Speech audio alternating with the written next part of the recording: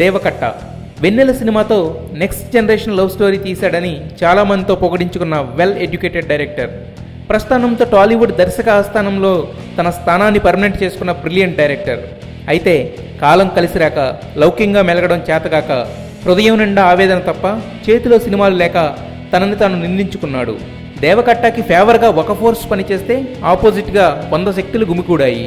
పనిగట్టుకుని ఇండస్ట్రీలో దారుణమైన రూమర్స్ స్ప్రెడ్ చేశారు. అబద్ధాన్ని అమృతం అని నమ్మించి తను చెప్పే నిజాల్ని నమ్మడం కాదు కదా, కనీసం వినడానికి కూడా వెనుకాడేలా చేశారు.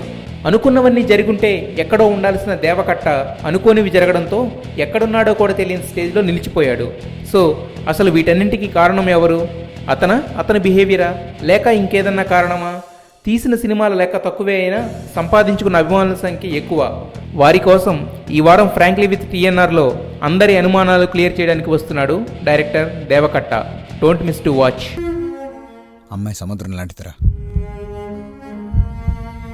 కవ్విస్తుంది, మురిపిస్తుంది. నేను నీకు నచ్చలేదా? ఏముందవరా, దేవతరా తను. చేతనైతే మనం అందరూ చేపలు పట్టుకోవాలి కానీ చెయ్యం దేవతరా.